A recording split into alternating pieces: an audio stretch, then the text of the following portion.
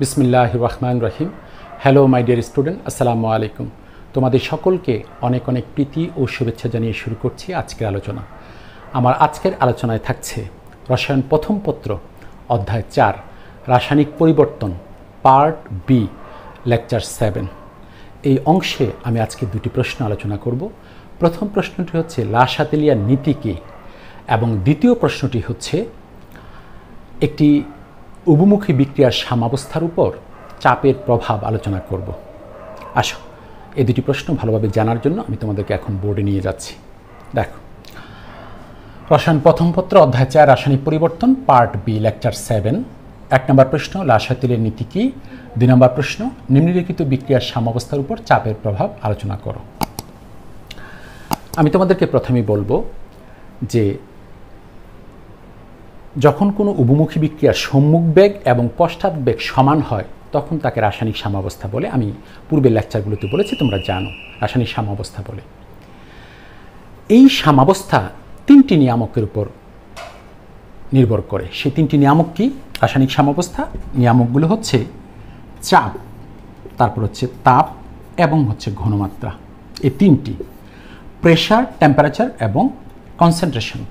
দেখো, কনসেন্ট্রেশন তাহলে প্রেশার থেকে পি, টেম্পারেচার থেকে টি, আর কনসেন্ট্রেশন থেকে সি নেওয়া হয়েছে।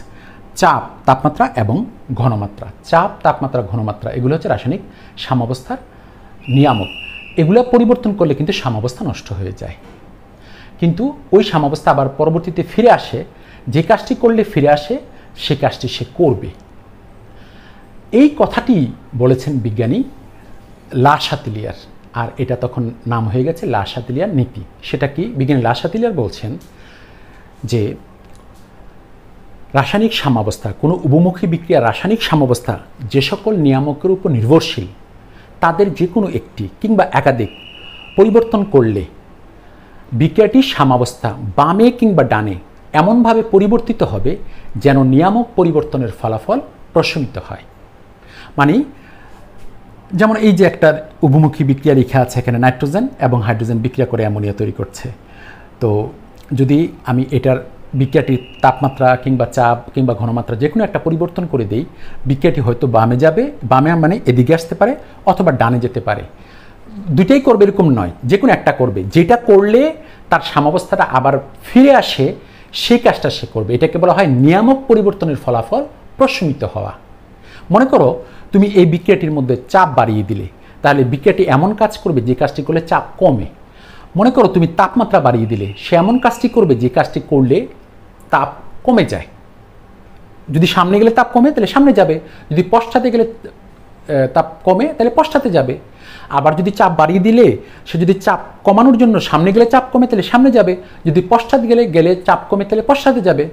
ঘনমাত্রা বাড়িয়ে দিলে, ঘনমাত্রা কমানোর জন্য যদি তাকে সামনে যেতে হয় তাহলে সামনে যাবে, আর যদি তাকে পেছনে আসতে হয় তাহলে পেছনে আসবে। এই যে সামনে যাওয়া কিংবা পেছনে আসা, এবং সামনে যাওয়া বা পেছনে আসার কারণে তার যে ঘনমাত্রা পরিবর্তনটা, এই চেঞ্জটা আবার পুনরায় সাম্যাবস্থায় নিয়ে আসে, ওটাকে বলা হয় নিয়ামক পরিবর্তনের ফলাফল প্রশমিত হওয়া। কারণ লা শাতেলিয়ার নীতিটা আমি এখন বলছি। কোনো উভমুখী বিক্রিয়ার সাম্যাবস্থা যে সকল নিয়ামকের উপর নির্ভরশীল, যেমন চাপ, তাপমাত্রা ও ঘনমাত্রা, তাদের যে কোনো একটি অথবা একাধিক পরিবর্তন করলে সাম্যের অবস্থান বামে কিংবা ডানে এমনভাবে পরিবর্তিত হবে যেন নিয়ামক পরিবর্তনের ফলাফল প্রশমিত হয়। এটিই হচ্ছে লা শাতেলিয়ার নীতি। তাহলে আমাদের লা শাতেলিয়ার নীতি কমপ্লিট। লা শাতেলিয়ার নীতি কমপ্লিট। এবার আমি আলোচনা করব নিম্নলিখিত বিক্রিয়ার সাম্যাবস্থার উপর চাপের প্রভাব আলোচনা করো। নিম্নলিখিত বিক্রিয়ার সাম্যাবস্থার উপর চাপের প্রভাব আলোচনা করো। আমি এখন এই বিক্রিয়াটির উপর চাপের প্রভাব আলোচনা করব। দেখো, ২ নম্বর বিক্রিয়াটি, ২ এর অ্যান্সার লিখব আমি।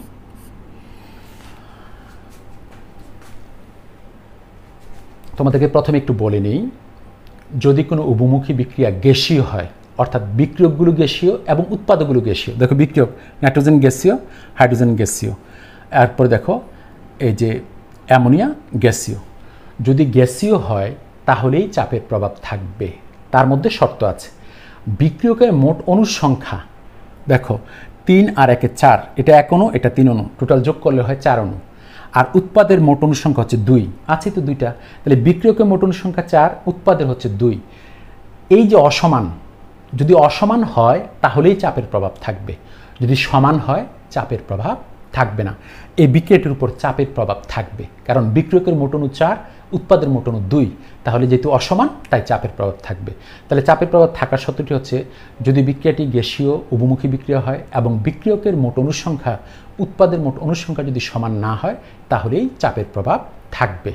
তো চাপের প্রভাব থাকবে মানে হচ্ছে চাপ দিলে কি হবে, বিক্রিয়াটি কোন দিকে যাবে, আর চাপ অপসারণ করলে কোন দিকে যাবে, এই কথাগুলো বলা। আর আজকে আমি এ সম্পর্কে তোমাদেরকে এখন নোট করে দেব। আসো লিখতে লিখতে আমরা বুঝতে চেষ্টা করি। আমি লিখব উদ্দীপকের বিক্রিয়াটি একটি গ্যাসীয় বিক্রিয়া। দেখো উদ্দীপকের এই যে বিক্রিয়াটি, উদ্দীপকের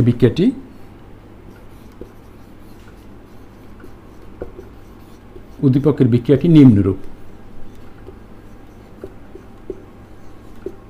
আসলে আমরা এখন বিক্রিয়াটি লিখব। দেখো নাইট্রোজেন গ্যাস প্লাস 3 হাইড্রোজেন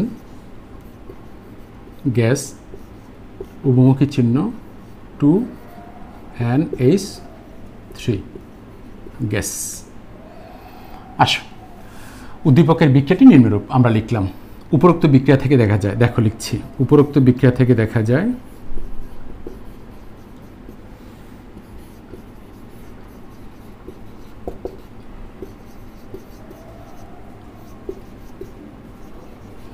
উপরোক্ত বিক্রিয়া হতে দেখা যায় ইহা একটি গ্যাসীয় বিক্রিয়া। গ্যাসীয় বিক্রিয়া মানে বিক্রিয়কগুলো গ্যাসীয়, উৎপাদকগুলোও গ্যাসীয়, গ্যাসীয় বিক্রিয়া। উপরোক্ত বিক্রিয়া হতে দেখা যায় ইহা একটি গ্যাসীয় বিক্রিয়া এবং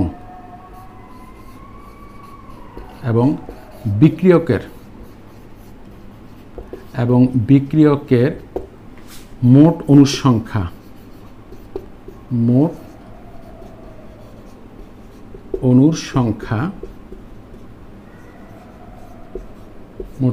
ব্র্যাকেট দিয়ে আমরা এরকম লিখব। দেখো নাইট্রোজেন হচ্ছে 1 অণু যোগ হাইড্রোজেন হচ্ছে 3 অণু ইকুয়াল টু হচ্ছে 4। এটা লেখার অর্থ হচ্ছে বুঝা যে মোট অণুর সংখ্যা উৎপাদের মোট অণুর সংখ্যার সমান নয়। উৎপাদের মোট অণুর সংখ্যার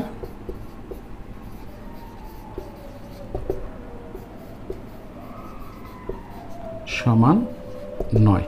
দেখো উপরোক্ত বিক্রিয়া হতে দেখা যায় ইহা একটি গ্যাসীয় বিক্রিয়া। গ্যাসীয় বিক্রিয়া লেখা হয়নি, দেখো কি লিখেছি। উপরোক্ত বিক্রিয়া হতে দেখা যায় ইহা একটি গ্যাসীয় বিক্রিয়া এবং বিক্রিয়কের মোট অণুর সংখ্যা 4, উৎপাদের মোট অণুর সংখ্যা একটু লিখতে হবে 2, ব্র্যাকেটে আমি লিখে দেব 2। এই যে উৎপাদের মোট অণুর সংখ্যা ব্র্যাকেটে 2, এই যে এই 2 যা সমান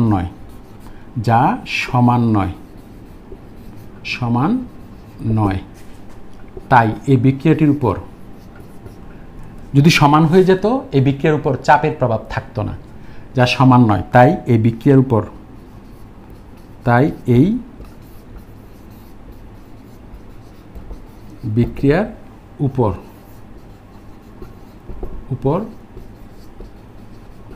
চাপের প্রভাব থাকবে। তাহলে আমি আবার একটু পরে শোনাচ্ছি। উপরোক্ত বিক্রিয়া হতে দেখা যায় ইহা একটি গ্যাসীয় বিক্রিয়া এবং বিক্রিয়কের মোট অণুর সংখ্যা 4, উৎপাদের মোট অণুর সংখ্যা 2, যা সমান নয়। তাই এই বিক্রিয়ার উপর চাপের প্রভাব থাকবে। তো এটা অ্যান্সারের অংশ নয়, আমি মুছে ফেলবো একটু বোঝানোর জন্য। দেখো হাইড্রোজেন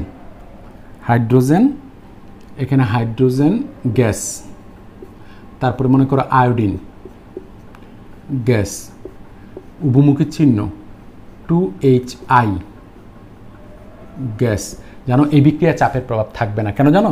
দেখো এক অণু 2 অণু, উৎপাদে দেখো 2 অণু, বাম দিকে 2 অণু, উৎপাদের দিকে 2 অণু সমান, এই জন্য চাপের প্রভাব থাকবে না। কিন্তু ওরা গ্যাসীয় বিক্রিয়া, hydrogen gas, iodine gas, hydrogen iodide gas, গ্যাসীয় বিক্রিয়া হলে কাজ হবে না। বিক্রিয়কের মোট অণুর সংখ্যা উৎপাদের মোট অণুর সংখ্যা সমান, তাই এই ক্ষেত্রে চাপের প্রভাব থাকবে না। কিন্তু আমাদের এটাতে চাপের প্রভাব থাকবে, এটা মুছে ফেললাম, জাস্ট একটা এক্সাম্পলের জন্য আমি এটা দিয়েছি। তাহলে আমাদের এই বিক্রিয়া চাপের প্রভাব থাকবে। আমি আবারও পরে শোনাচ্ছি। উপরোক্ত বিক্রিয়া হতে দেখা যায় যে ইহা একটি গ্যাসীয় বিক্রিয়া এবং বিক্রিয়কের মোট অণুর সংখ্যা 4, উৎপাদের মোট অণুর সংখ্যা 2 যা সমান নয়, তাই এই বিক্রিয়া চাপের প্রভাব থাকবে। এখন মুছে ফেলবো, এই অংশটা আমি মুছে ফেলবো। চাপের প্রভাব থাকবে, ভালো কথা। তাহলে কি করতে হবে আমাদের? এখন করতে হবে, এই যে চাপের প্রভাব থাকবে, চাপ দিলে কি হবে, এটা কোন দিকে যাবে, আর চাপ অপসারণ করলে কোন দিকে যাবে, সেই কথাটা বললে এটার অ্যান্সারটা কমপ্লিট হবে। তো আমরা এখন লিখব, দেখো চাপের প্রভাব থাকবে, আমরা সিদ্ধান্ত দিয়ে দিয়েছি। এখন লিখব, আমরা জানি স্থির আয়তনে, লক্ষ্য করো,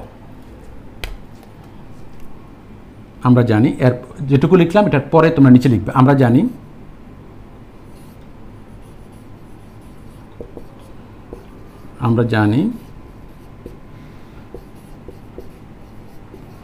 স্থির আয়তনে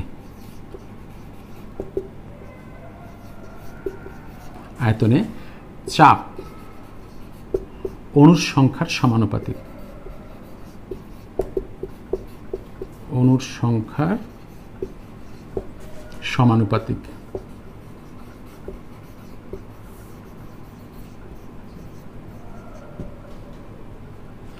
দেখো আমরা জানি স্থির আয়তনে চাপ অণুর সংখ্যার সমানুপাতিক, অর্থাৎ যদি তুমি আয়তন স্থির রাখো, যত অণু বাড়াবে ওখানে চাপ বাড়বে, আবার অণু যদি কমিয়ে ফেলো চাপ কমে যাবে। অর্থাৎ স্থির আয়তনে চাপ অণুর সংখ্যার সমানুপাতিক, অণু বাড়লে চাপ বাড়ে, অণু কমলে চাপ কমে। ইজি ব্যাপার, এটা বোঝাই যাচ্ছে। আমরা জানি স্থির আয়তনে চাপ অণুর সংখ্যার সমানুপাতিক, অর্থাৎ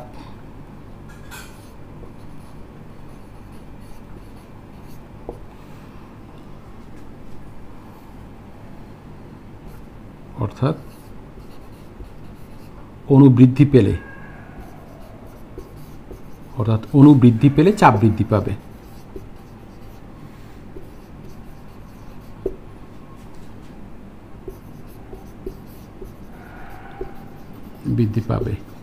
এবং অণু হ্রাস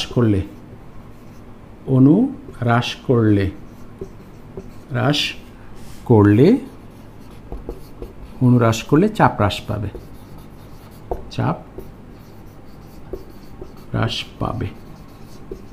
দেখো আমরা জানি স্থির আয়তনে চাপ অণুর সংখ্যার সমানুপাতিক, অর্থাৎ অণু বৃদ্ধি পেলে চাপ বৃদ্ধি পাবে, অণু হ্রাস পেলে চাপ হ্রাস পাবে। এরপর দেখো উপরোক্ত বিক্রিয়ার সাম্যাবস্থায়, এরপর আমরা লিখব উপরোক্ত বিক্রিয়ার, দেখো উপরোক্ত বিক্রিয়ার সাম্যাবস্থায়, এখন আমরা ঘটনাটা লিখব যে চাপ দিলে কি হবে, চাপ অপসারণ করলে কি হবে। উপরোক্ত বিক্রিয়ার সাম্যাবস্থায়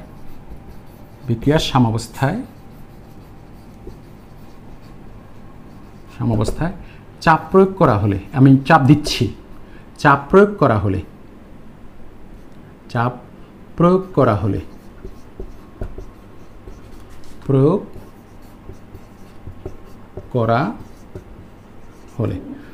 দেখো উপরোক্ত বিক্রিয়ায় সাম্যাবস্থায় চাপ প্রয়োগ করা হলে, এবার উপরের কয়টা লাইন আমি মুছে ফেলবো, এই লাইনগুলো মুছে ফেলবো, এটা তোমরা লিখেছ।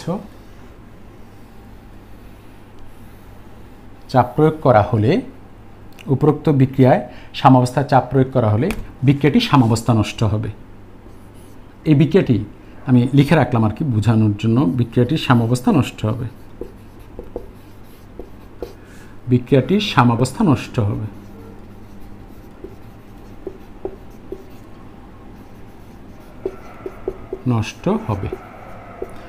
দেখো আমি চাপ প্রয়োগ করেছি, সাম্যাবস্থা নষ্ট হবে, তাহলে তাকে সাম্যাবস্থায় আসতে হলে চাপ অপসারণ করতে হবে, কারণ আমি দিয়েছি তো তাকে কমাতে হবে, আমি বাড়িয়ে দিয়েছি তাকে কমাতে হবে, এই কথাটি লিখব।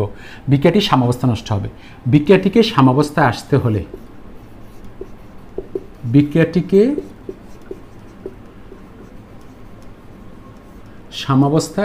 হলে, দেখো বিক্রিয়াটিকে সাম্যাবস্থায় আসতে হলে চাপ অপসারণ করতে হবে, অপসারণ করতে হবে। অণু কমলে, অণু হ্রাস পেলে চাপ হ্রাস পায়। দেখো, অণু হ্রাস পেলে, আমি এই লাইনটা মুছে ফেললাম। অণু হ্রাস পেলে চাপ হ্রাস পায়, চাপ হ্রাস পায়। দেখো, অণু হ্রাস পেলে কিন্তু চাপ হ্রাস পায়। তাহলে দেখো, তুমি এটা সম্মুখ দিকে গেলে, দেখো এটা যদি সামনের দিকে যায় তাহলে 4 অণু থেকে 2 অণু হবে, অণু হ্রাস পেয়ে যাবে। তাহলে আমি যে চাপ প্রয়োগ করলাম, তাহলে তাকে চাপ কমাতে হবে। কিভাবে কমাবে? সে অণুর সংখ্যা কমিয়ে সে চাপ কমাবে। তাহলে কোন দিকে গেলে অণু কমে যাবে? সামনের দিকে গেলে অণু কমে যাবে, কারণ সামনের দিকে গেলে 2 অণু হয়ে যায় 4 অণু থেকে। তাহলে 4 অণু থেকে যদি 2 অণু হয়ে যায়, অণু তো কমে গেল, চাপ হ্রাস পেয়ে গেল। দেখো, বিক্রিয়াটির সাম্যাবস্থা নষ্ট হবে। বিক্রিয়াটিকে সাম্যাবস্থায় আসতে হলে চাপ অপসারণ করতে হবে। অণু হ্রাস পেলে চাপ হ্রাস পায়। তাই বিক্রিয়াটির সাম্যাবস্থায়, বিক্রিয়াটির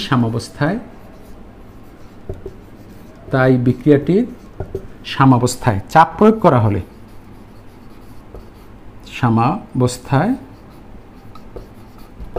সাম্যাবস্থায় চাপ প্রয়োগ করা হলে,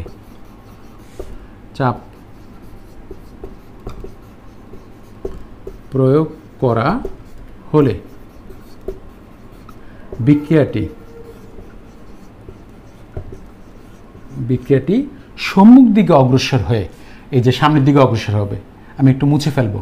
বিক্রিয়াটি সম্মুখ দিকে অগ্রসর হয়ে, আচ্ছা লিখি এখানে, বিক্রিয়াটি সম্মুখ দিকে অগ্রসর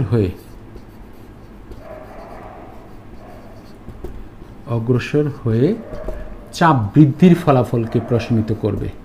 চাপ বৃদ্ধির ফলাফলকে প্রশমিত করবে।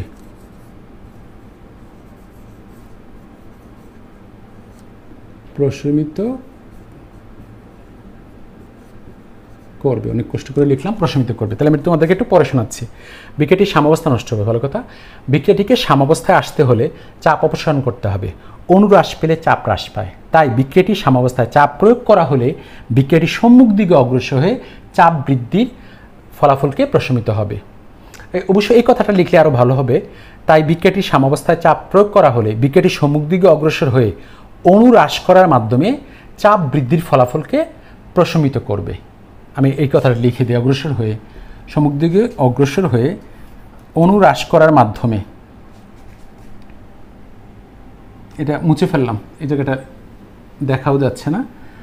দেখো, সম্মুখ দিকে অগ্রসর হয়ে অণু হ্রাস করার মাধ্যমে, এই যে সামনের দিকে গেলে 4 অণু থেকে 2 অণু হয়ে যায়, ও সম্মুখ দিকে অগ্রসর হয়ে অণু হ্রাস করার মাধ্যমে, অণু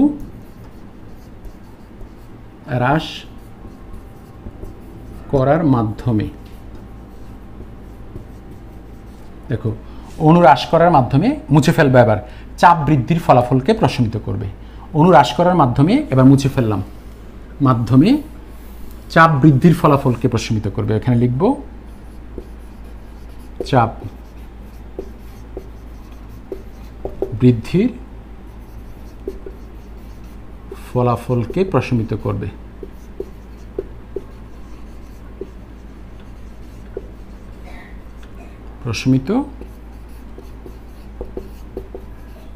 শেষ। অণু হ্রাস করার মাধ্যমে চাপ বৃদ্ধির ফলাফলকে প্রশমিত করবে। আলহামদুলিল্লাহ, চাপ বৃদ্ধি করলে এটা সামনের দিকে যাবে, চাপ বৃদ্ধি ফলাফলকে প্রশমিত করবে, অর্থাৎ চাপ বৃদ্ধি করলে এটা সামনের দিকে যাবে, সম্মুখ দিকে অগ্রসর হবে। অর্থাৎ চাপ বৃদ্ধি করলে বিক্রিয়াটি সম্মুখ দিকে অগ্রসর হবে। অর্থাৎ চাপ বৃদ্ধি করলে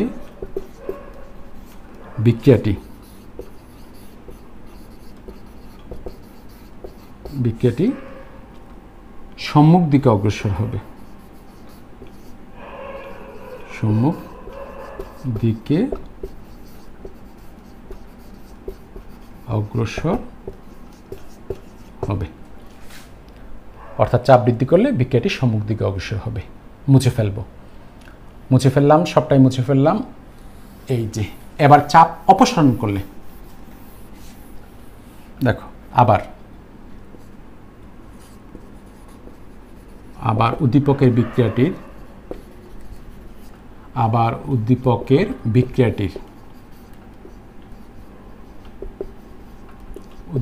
বিক্রিয়াটির সাম্যাবস্থায়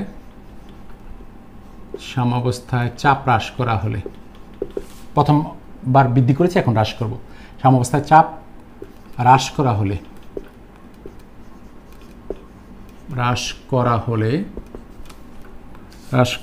হলে বিক্রিয়াটির সাম্যাবস্থা নষ্ট হবে। বিক্রিয়াটির সাম্যাবস্থা নষ্ট হবে। দেখো আবার উদ্দীপকের বিক্রিয়াটির সাম্যাবস্থায় চাপ হ্রাস করা হলে বিক্রিয়াটির সাম্যাবস্থা নষ্ট হবে। বিক্রিয়াটিকে পুনরায় সাম্যাবস্থায় আসতে হলে বিক্রিয়াটিকে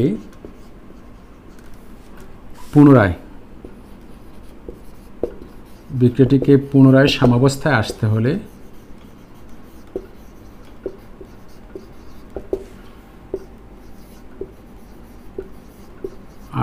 হলে দেখো বিক্রিয়াটিকে আমি কিন্তু চাপ হ্রাস করে দিয়েছি। বিক্রিয়াটিকে পুনরায় সাম্যাবস্থায় আসতে হলে, আমি যেহেতু হ্রাস করে দিয়েছি তাকে বৃদ্ধি করতে হবে। বিক্রিয়াটিকে পুনরায় সাম্যাবস্থায় আসতে হলে চাপ বৃদ্ধি করতে হবে। চাপ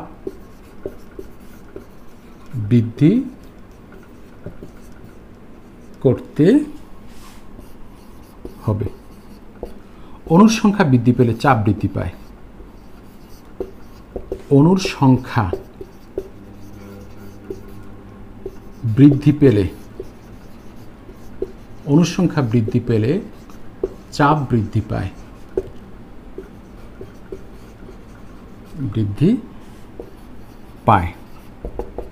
তাই বিক্রিয়াটির সাম্যাবস্থায়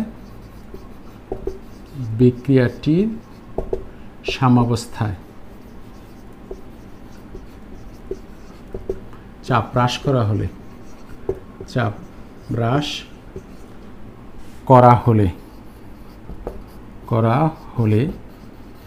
বিক্রিয়াটি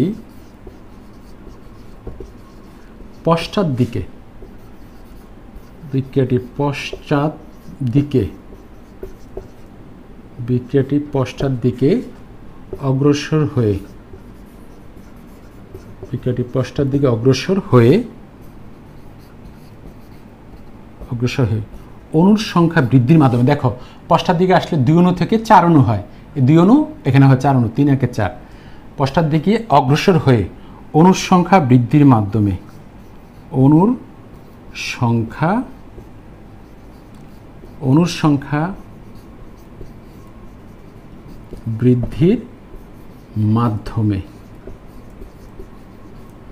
চাপ হ্রাসের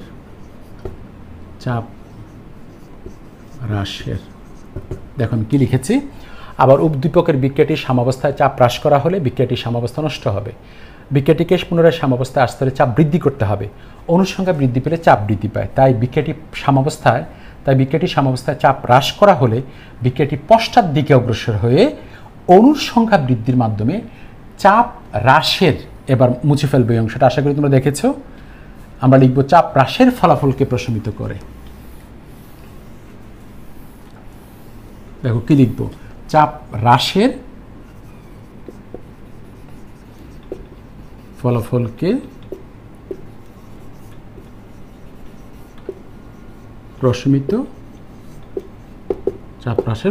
প্রশমিত করে। অর্থাৎ চাপ হ্রাস করলে বিক্রিয়াটি পশ্চাৎ দিকে অগ্রসর হবে। অর্থাৎ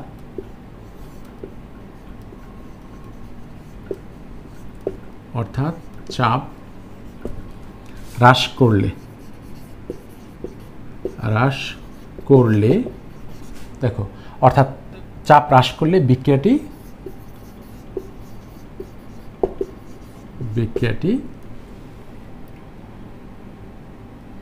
অর্থাৎ চাপ হ্রাস করলে বিক্রিয়াটি পশ্চাৎ দিকে অগ্রসর হবে, পশ্চাৎ দিকে